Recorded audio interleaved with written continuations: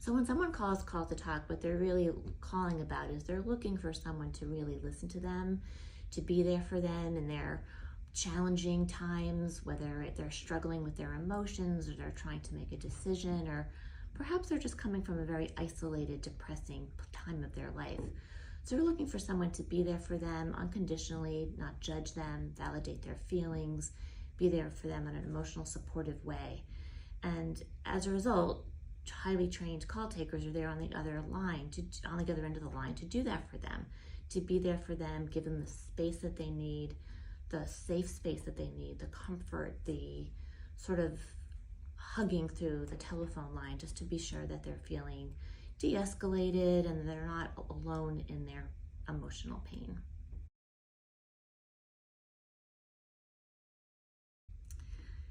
Sadly, sometimes people do call and they're feeling suicidal, and the suicidal spectrum is quite large.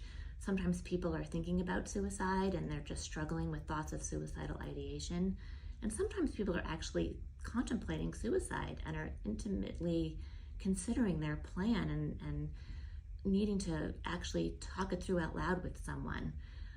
What we do is we're just there to listen. We're not going to judge them. People are entitled to feel how they feel. But at the end of the day, at the end of the call, we're really hoping that our service will provide them enough time to think about what they're doing and how it will impact others in their lives. And we're trying really to buy time. So we don't really want to take away their feelings, but we want them to take pause, perhaps think about, why today, maybe tomorrow.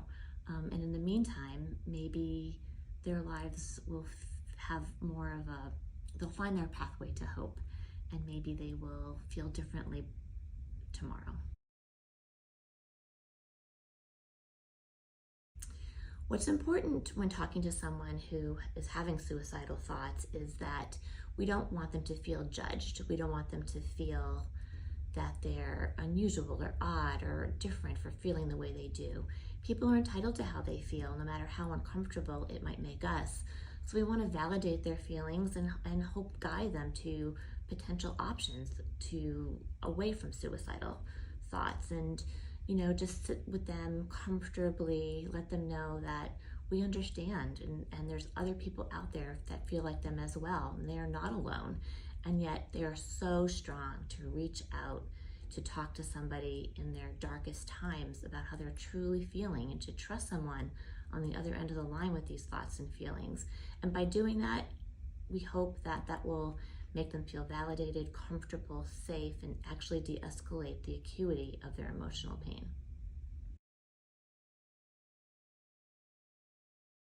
I think it's a really difficult job.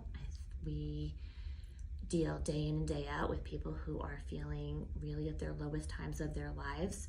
But one of the reasons why I do it is because I feel that, like we said, people who reach out are incredibly strong, stronger than they think. And the folks that they're reaching out to are absolutely the best people ever to give of their time, to give of themselves, and to speak and listen to folks that are distraught, struggling, challenged, potentially suicidal. Where on earth would I ever find such an amazing community of people to surround myself around each and every day? So I give a lot of credit to them, but really the true heroes are the people that reach out every day to make themselves hopefully emotionally and mentally better and feel well.